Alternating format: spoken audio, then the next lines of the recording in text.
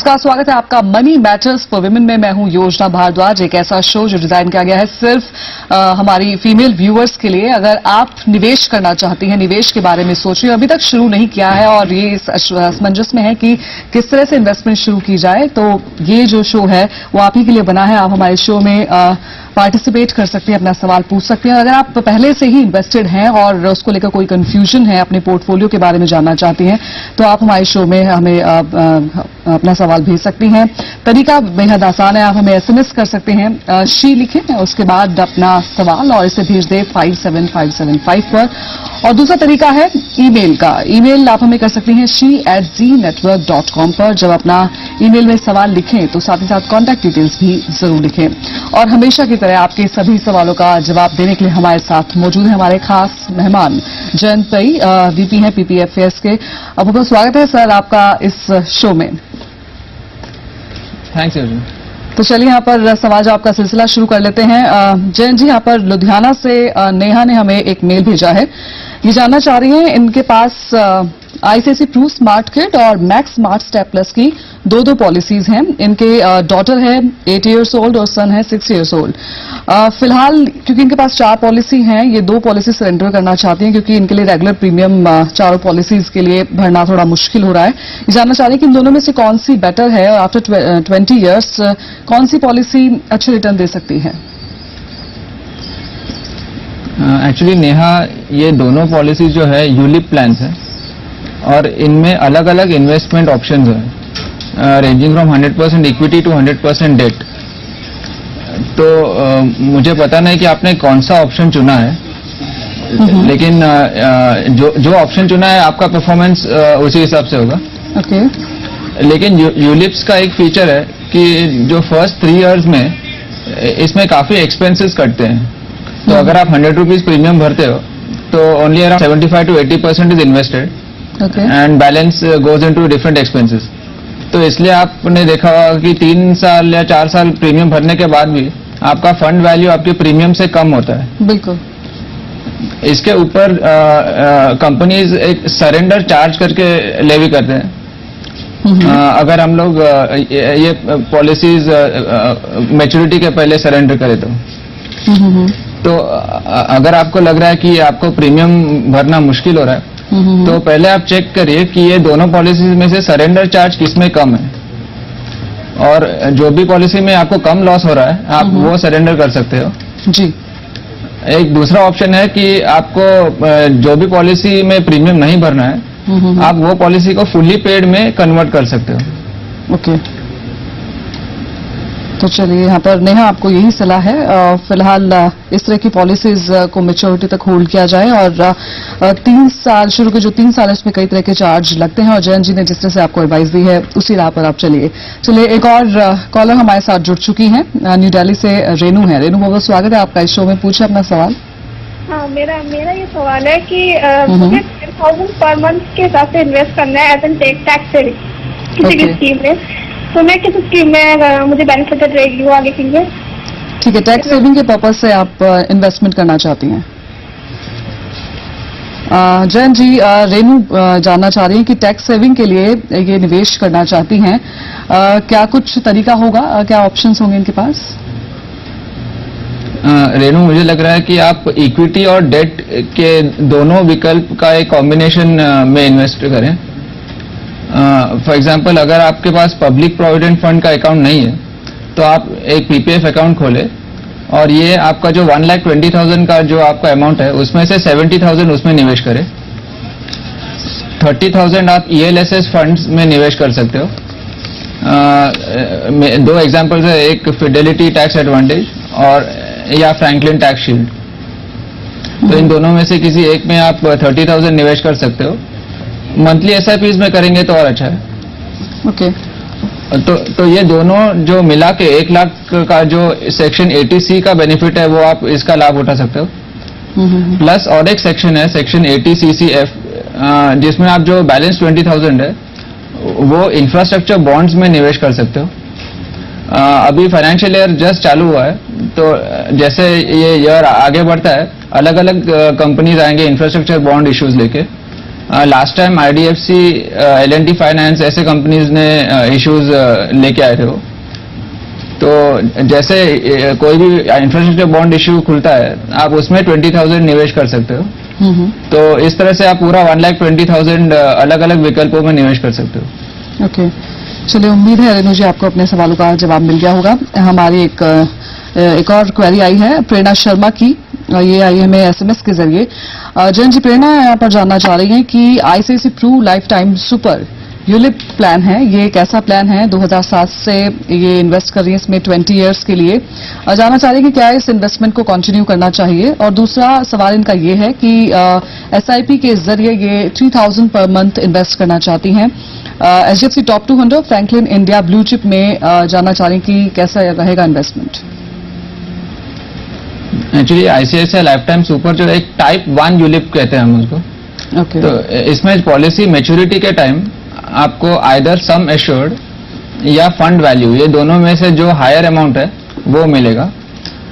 और जैसे मैंने पहले कहा कि दूसरे यूलिप्स में जैसा है कि 7-8 अलग अलग इन्वेस्टमेंट ऑप्शंस है, तो आपको जो रिटर्न मिलेगा that will depend on which option you choose.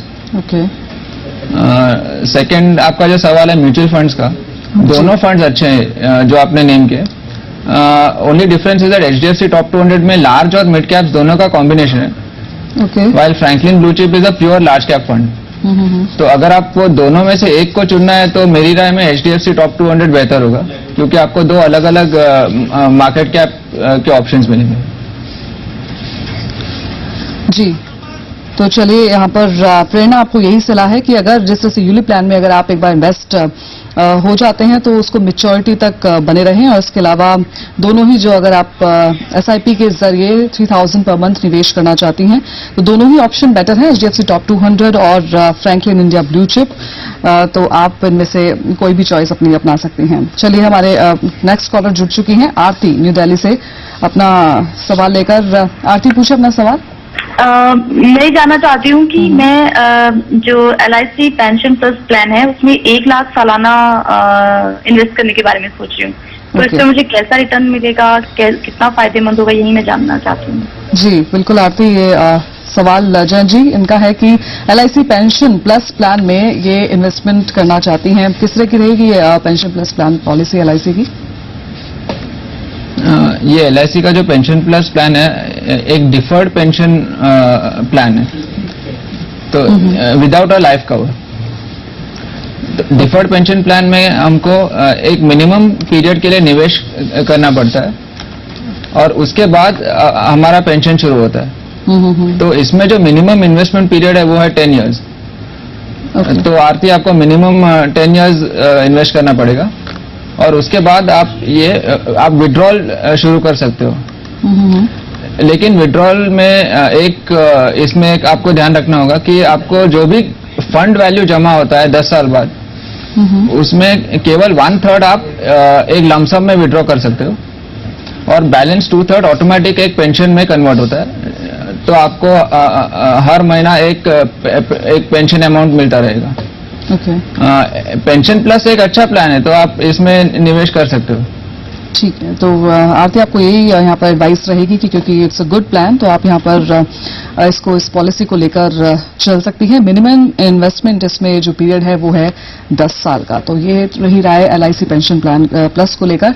चलिए, एक ब्रेक लेते हैं, ब्रेक के बाद भी कुछ और सवाल जवाब का सिलसिला जारी रहेगा।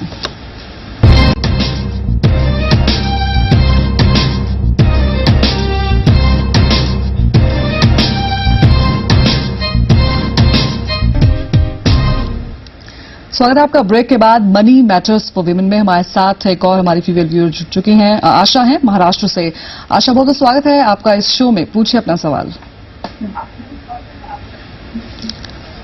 आशा, आपको आवाज मिल रही है? हाँ, पूछिए आशा अपना सवाल। मैं अभी मेरा रिटायरमेंट है नेक्स्ट मंथ जी, तो 1 लाख रुपीज मैं इन्वेस्ट करना चाहती हूँ ये 2 से 3 साल तक। ओके, तो अच्छा रिटर्न कौन सा इन्वेस्टमेंट में हो जाएगा? ठीक है। आशा, क्या एज है आपकी? 58 ईयर्स रिटायरमेंट एज। 58 ईयर्स, ठीक है आशा, बिल्कुल आपके लिए जान लेते हैं कि कहाँ आप इन्वेस्ट करें जो आपके लिए फ्रूटफुल रहे। जैन जी 58 इयर्स की हैं आशा, ये जानना चाह रही हैं कि 1 लाख रुपए इन्वेस्ट करना चाहती हैं, टाइम होराइजन है इनका 2 साल का, कहाँ इन्वेस्ट करें ताकि इनको फायदा मिले?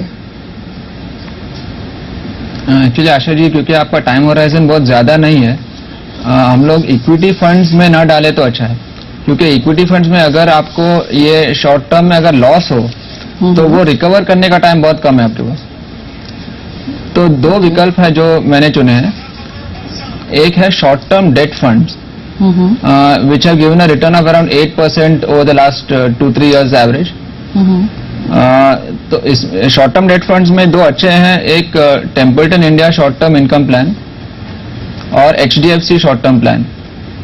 ओके। दूसरा जो विकल्प है वो है डेट ओरिएंटेड बैलेंस्ड फंड। देखो, बैलेंस फंड में इक्विटी और डेट दोनों का कॉम्बिनेशन होता है, लेकिन जो प्रपोर्शन है वो डेट ओरिएंटेड में इक्विटी का प्रपोर्शन बहुत कम रहता है, यूजुअली ओनली अराउंड 20%। ओके। तो क्योंकि इक्विटी की मात्रा कम है, इसके लिए अगर इक्विटी मार्केट में करेक्शन आए तभी भी आपका फंड वैल्यू इतना नहीं गिरेगा। ओके। तो ये कैटेगरी में जो अच्छे फंड्स हैं, एक है HDFC मल्टीपल यील्ड फंड और दूसरा है Reliance MIP, Reliance monthly income plan. Actually monthly income plan इसका नाम है, but there is no guarantee और assurance that they will give you a monthly dividend, but it is a conservative balance fund. So ये category का जो last 3 साल का performance है वो अराउंड 9.5-10% का है। ओके। तो इन दोनों विकल्पों में से आप कोई एक चुन सकते हो।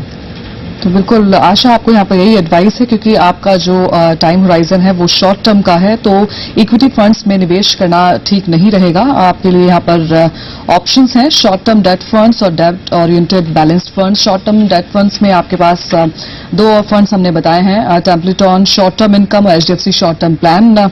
इनमें से आप अपनी चॉइस ले सकती हैं। और डेट ओरिएंटेड बैलेंस्ड फंड्स में HDFC मल्टीपल यील्ड और रिलायंस MIP ये ऑप्शंस हैं। स्क्रीन पर भी आप देख सकते हैं, इनका रिटर्न भी आप देख सकती हैं, 1 साल का रिटर्न जो इन फंड्स ने दिया है। तो चलिए, ये तो रहा आशा का जवाब। अगली कॉलर हमारे साथ मौजूद हैं, महाराष्ट्र से वर्षा। वर्षा, बहुत बहुत स्वागत है आपका इस शो में, पूछा अपना सवाल।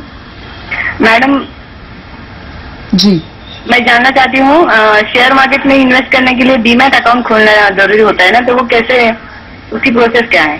जी ठीक है वर्षा, और इसके अलावा आप चांदी में भी शायद निवेश करना चाहती हैं? चांदी का इतनी ज्यादा गिरावट आ गई है, तो उसमें क्या? तो आप ट्रेडिंग पर्पज से चांदी में निवेश करना चाहती हैं या फिर दूसरा पर्पज है? वर्षा, आवाज मिल रही है? हाँ, मिल रही है, यही क्वेश्चन था जी। चलिए जान लेते हैं। जैन जी, ये तो शेयर बाजार में इन्वेस्ट करने की सोच रही हैं, और पहला जो स्टेप होता है वो डीमैट अकाउंट खुलवाने का, उसका प्रोसेस जानना चाहती कि किस तरह से डीमैट अकाउंट खुलता है। और दूसरा, ये चांदी में निवेश करना चाहती हैं, जिस तरह से पहले हमने काफी बूम देखा चांदी में, फिलहाल करेक्शन देखने को मिल रही है, क्या ये सही समय होगा चांदी में निवेश करने का? एक्चुअली चांदी ने लास्ट 2 महीनों में इतना बड़ा जंप दिया है और लास्ट 8 दिनों में इतनी गिरावट भी आ गई है कि मुझे नहीं लगता है कि कोई निवेशक को अभी इसमें ज्यादा एंटर करना चाहिए। लेकिन जैसे हम लोग इक्विटी में SIP की सलाह देते हैं, चांदी में भी वो एवरी मंथ थोड़ा निवेश कर सकते हैं, लेकिन ओनली प्रॉब्लम इज दैट चांदी में ETFs नहीं है, तो वो एक्सचेंज के थ्रू नहीं ले सकती है। Although there is a new instrument called E-Silver जो नेशनल स्पॉट एक्सचेंज ने हाल ही में शुरू किया है, लेकिन अभी तक वो ज्यादा पॉपुलर हुआ नहीं है। ओके। तो मेरी राय में अगर वो सिल्वर कॉइन्स ले रहे हैं तो maybe twice a year ले सकते हैं, like say maybe sometime this month and then after 6 months the next installment. और सेकेंड, उनका जो क्वेश्चन था डीमैट अकाउंट के बारे में, अगर उनको ट्रेडिंग अकाउंट और डीमैट अकाउंट खोलना है तो उनके नजदीक जो भी कोई रेप्यूटेड ब्रोकर है, 2-3 अच्छे ब्रोकर्स जो उन्होंने सुने हैं, वो see all brokers are regulated by SEBI, okay, so there is no risk of that. लेकिन जो भी वो कंफर्टेबल है वो ब्रोकर के पास जाके अकाउंट खोल सकती है। 2-3 पॉइंट्स उनको ध्यान में रखने होंगे। ओके। एक, जो भी ब्रोकर है they should be a member of both the exchanges, BSE and NSE। And second, at least 1 depository, NSDL और CDSL। अगर ऐसे ब्रोकर को चुने तो उनका ट्रेडिंग और डीमैट अकाउंट दोनों एक साथ ही खुल सकता है। ओके। आजकल बहुत बैंकों ने भी इक्विटी ट्रेडिंग का सर्विसेज चालू किया है। तो अगर उनका जो भी उनका बैंक है, अगर वो ये सर्विसेज ऑफर कर रहे हो तो वो वहां भी अकाउंट खोल सकते हैं। और अकाउंट ओपनिंग प्रोसीजर ज्यादा लंबा नहीं है, अराउंड 1 हफ्ते में वो अकाउंट खुल सकता है। सिर्फ प्रूफ ऑफ आइडेंटिटी और प्रूफ ऑफ एड्रेस के थोड़े डॉक्यूमेंट्स देने होंगे। ओके। एंड प्लस एक फॉर्म भरना होगा। और जैन जी, यहाँ पर जैसे चांदी में निवेश की यहाँ पे बात हो रही थी, क्या कुछ और करेक्शन का वेट करना बेटर रहेगा यहाँ पे? मेरी राय में अराउंड 25-30% का करेक्शन जब भी आएगा फ्रॉम द हाईएस्ट लेवल तो ठीक है, लेकिन एक्चुअली अभी रिसेंट में अराउंड 75,000 पर केजी का रेट हुआ था। ओके। और आज अराउंड 59,000 है। तो ऑलरेडी 20% का हो गया है। तो अराउंड ये लेवल्स में वो थोड़ा ले सकती है। Okay. The only thing is they should not expect such kind of movements all the time. बिल्कुल। तो चलिए, इन लेवल्स पर आप चांदी में निवेश कर सकती हैं। और जिस तरह से जैन जी ने आपको तरीका बताया डीमेट अकाउंट खुलवाने का, आप अपने नियर बाय ब्रोकर्स के पास जाएं जो कि BSE और NSE के मेंबर हो, वहां से आप अपना डीमेट अकाउंट खुलवा सकती हैं और शेयर मार्केट में ट्रेड शुरू कर सकती हैं। चलिए एक ब्रेक लेते हैं, ब्रेक के बाद भी कुछ और सवाल लेंगे।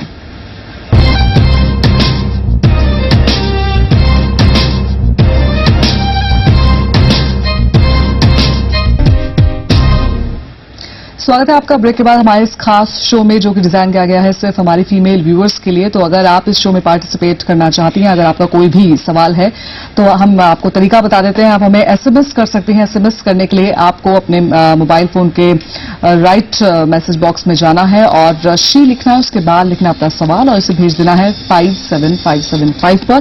और इसके अलावा आप हमें ईमेल भी कर सकती हैं। हमारा ईमेल ID आप नोट कर लीजिए, she@znetwork.com। जब आप हमें ईमेल लिखें, अपने सवाल के साथ साथ अपनी कॉन्टैक्ट डिटेल्स जरूर लिखें। तो चलिए, यहाँ पर एक SMS के जरिए हमारे पास एक सवाल आया कोची से बीना। जैन जी ये जानना चाह रही हैं कि 20 लाख इनको चाहिए 20 साल बाद, क्या पोर्टफोलियो इनका होना चाहिए? बीना, क्योंकि आपका टाइम होराइजन लंबा है, मुझे लग रहा है इक्विटी फंड्स में आप निवेश कर सकते हो। ओके। अगर आप एक कंजर्वेटिवली अराउंड 11% पर एनम का रिटर्न एज्यूम करें तो आपको केवल महीने में 2,300 रुपया निवेश करना होगा।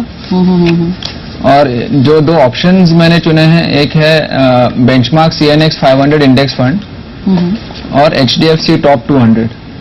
ये दोनों अच्छे फंड्स हैं, लेकिन क्योंकि आपका अमाउंट ज्यादा बड़ा नहीं है, मुझे लग रहा है कि इन दोनों में से कोई एक को भी चुने तो भी ठीक रहेगा।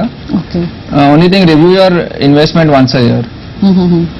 तो बिल्कुल यहाँ पर हमेशा यही सलाह रहती है कि अपने जो इन्वेस्टमेंट है उसको रिव्यू करें। और जिस तरह से आपका टाइम होराइजन काफी लंबा है, 20 साल है, तो आपके लिए हमने ऑप्शंस बताए हैं। आप स्क्रीन पर भी देख सकते हैं, बेंचमार्क, S&P CNX और HDFC टॉप 200। इनमें से आप कोई एक विकल्प भी चुन सकते हैं। चलिए, एक और हमारे पास जैन जी ईमेल आया है सिमरन गिल का, न्यू दिल्ली से।